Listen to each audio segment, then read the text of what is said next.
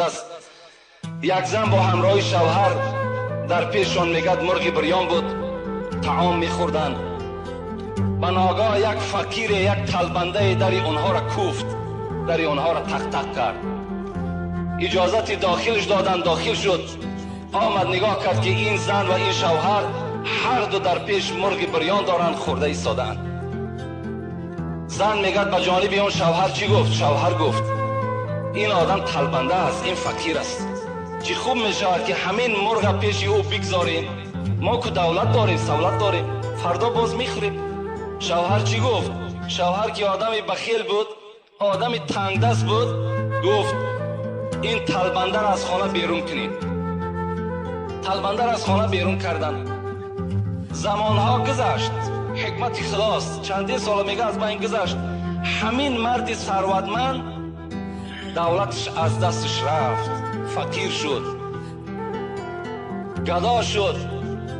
زن که طاقتی بر بیمالی این شوهر نکرد، بر بی‌دولتی این شوهرش طاقت که نکرد، گفت شوهر مرا طلاق بده. شوهر طلاقش داد. از دست این میگه شوهر بیرون شد، رفت و یک شوهر دیگر میگه در نکاح خود در آورد که او خیلی با دولت بود. روز میگه در همون خانه نشسته بود، همین زن با این شوی نوی با دولتش مرغ بریان میخوردن. به ناگاه میگه یک طلبنده داخل شد. طلبنده داخل شد، تق تق کرد، گفت چیزی بر من عطا کنین.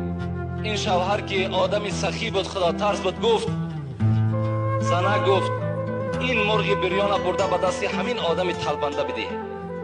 برد میگه بالای لالی و در دست همین طلبنده عطا کرد و میگه گریه کرده به پیش شوهرش آمد. شوهر گفت برای چی گریه میکنی؟ برای همین یک مرغی که ما در راه خدا خیر کردیم، برای همین گریه میکنی؟ زن گفت نه، گریه من برای این است که همین شوهری من بود، همین همون شوهری با دولتی که من داشتم امروز همین نزد من با به دروازه من طلبیدنی آمد. این شوهری نوی با دولتش چی گفت؟ گفت تعجب نکن تو ای زن، همون مردی که در خانه شما طلبندگی در آمده بود همون من بودم،